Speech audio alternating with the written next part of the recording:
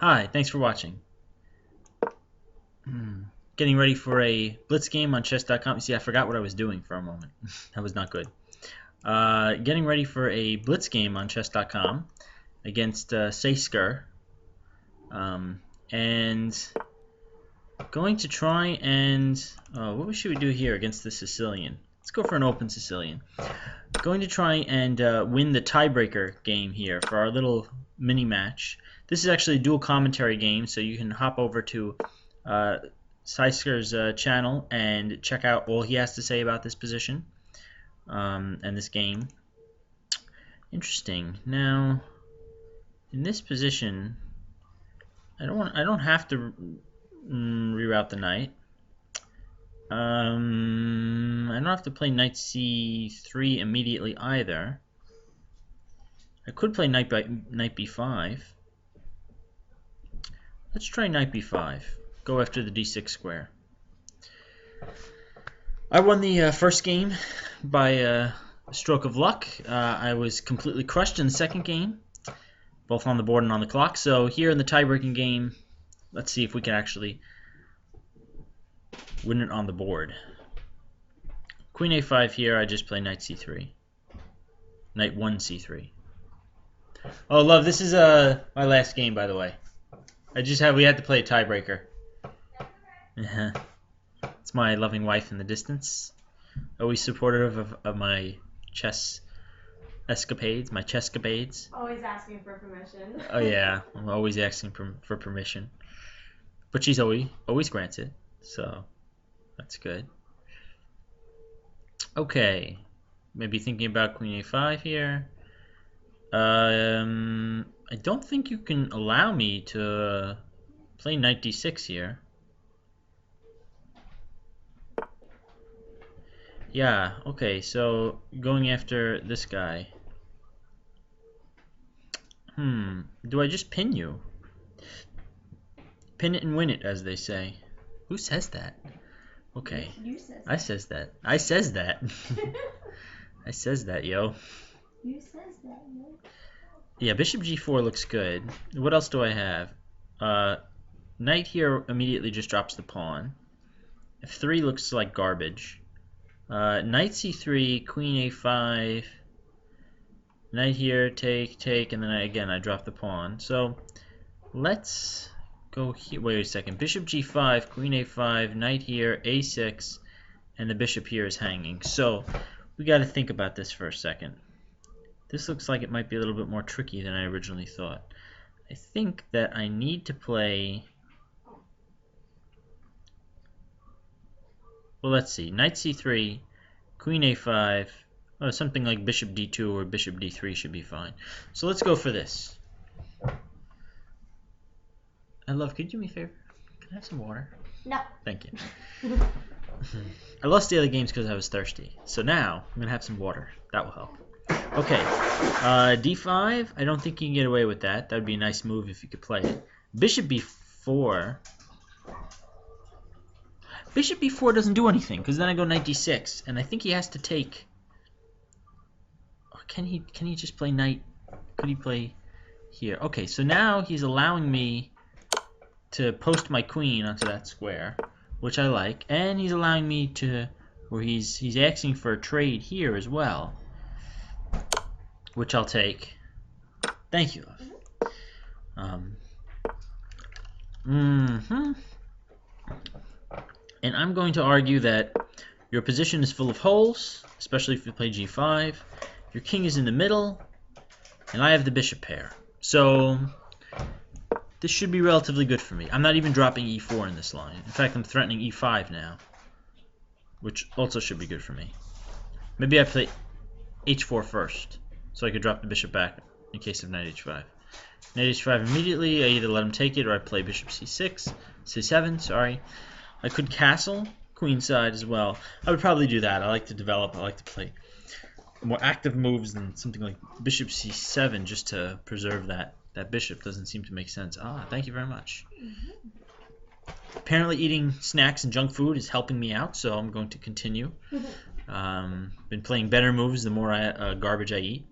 So I have some nice mint Milano cookies. Okay. Alright, so trying to develop now bishop d7. I think now I can just castle, and I'm putting pressure on this pawn. So, for the sake of time, I'm just going to make these moves quickly.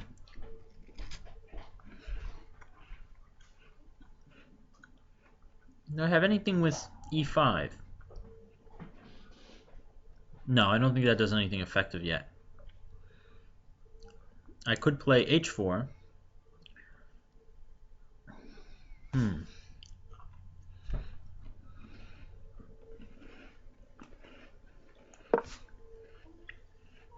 Let's try that.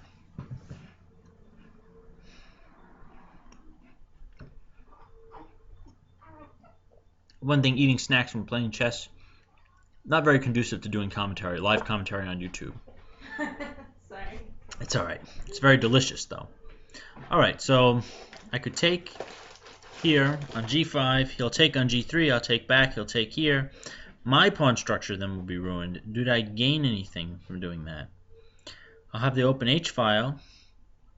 I don't know how easy it is going to be to pile on there. So let's play bishop h2. If he takes here, I don't think he can hold that pawn in the long run. I could always drop back to g1, win the pawn, then go back to h2. It would look kind of silly, like a silly maneuver, but I'll be willing to try it. Meanwhile, if he doesn't take here, I'm threatening to play g4. He could play e5 to try and prevent that. See, the thing is, he plays e5, that's kind of sending my bishop where it wants to go anyway. I don't really have a future here anymore. h4 was a last-ditch attempt to try and generate play for my bishop on this side of the board. Now I'm going to play bishop g1. I'm going to attack this pawn. I'm going to prepare playing f3 with the idea of coming to b6. Or maybe I lied. I want to come back to the king side anyway. I'm going to play bishop e3 and go after h6. Or maybe I'll play here and then go f2 to h4. So this really gives my bishop a lot of scope. I have a lot of open diagonals. That's why I think it was good that I was able to get the dark squared bishop off the board. Also up on time in this position, so okay, so yeah, let's just go and grab these things immediately. Try and grab the pawn on h6. How do you defend that? Rook h8, I play maybe to pressure this pawn. I could do that. It could work. Or I could play here, and then I have options of where I'm going to go. Yeah, I can now play bishop h2 and target d6. I could play bishop e3 and target h6. And he just made that decision easier for me. Now I know exactly which pawn I can go after. And now I can pin the knight and threaten to win d6 another way. So the knight is pinned. And once you take it, I'm going to take on d6. And black has a little bit of its activity, but I think this should be a winning endgame for white. Okay, so I'll take that. And yes, you still have your eyes on that piece. So I'm going to play, well, if I play g3, I'm going to drop that.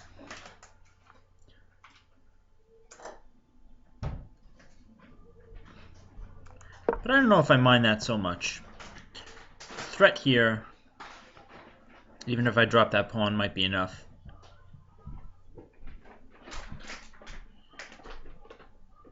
So if he plays rook g8, I take on h5, he takes on g3. I could always play bishop e2.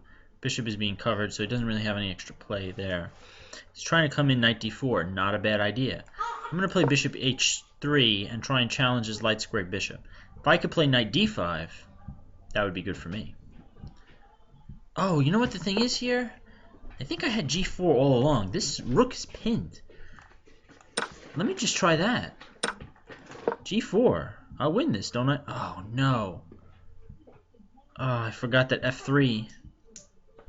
Okay, well, it's not a disaster. It's not a disaster yet. I made this a lot more complicated than it needed to be, but it should still be okay.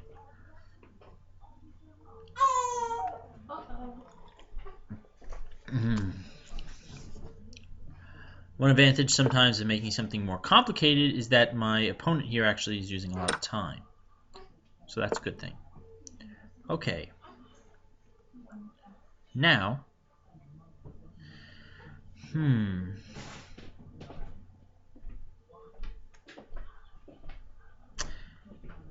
he's going after this pawn. I can't save it. Let me go for knight c5 to target b7, a6, and e6, depending on how he... if he plays b5 here, obviously b7 I'm not targeting anymore. Okay, so he's going on a little excursion with his knight. I think I'm okay here. Right, he's going there. He wants to keep the rooks on the board. Interesting decision. I could check him here.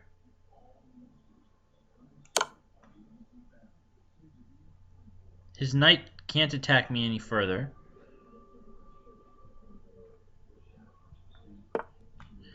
And now I'm going to attack b7 and ask you, how do you guard that square? Rook d8 check, I come here. I don't come here because I don't want to get pinned. That's how you defend it. Okay. Now I'm going to threaten rook g7. And you have some of the same problems that you did before. Oh, now you don't have those problems. How convenient. Now, rook f3 check. King over. Yeah, that might work. Try and win e6 at least. It doesn't work that way. Okay, might get a repetition here. No repetition today, he says. Okay, let's defend the knight for now. Just see what happens. Okay. Want to do that? We can do that. Attacking that, huh? Okay. What about rook here? Take, take. No, I don't want to allow that. Let's come back with the knight. And again, you're going to attack that, right? So, let's check you. And come here. And let's come around with the king. He's going to win that pawn, but I'm going to win the resulting king and pawn endgame. That's my idea here. My weak d3 pawn is defended. Now I have a passed pawn. This should be winning. Winning. Should be winning. His pawns are just way too weak here. Even if I drop some of my pawns, I'm going to end up being the only one with pawns here.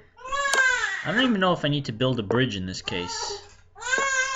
Maybe I do. Well, maybe I don't. Maybe I'll just do this. Now I'm going to threaten to come around. Actually, in this endgame, his e5 pawn is preventing his own play here. It's kind of funny, in a way. So I can go check. And up, threatening checkmate.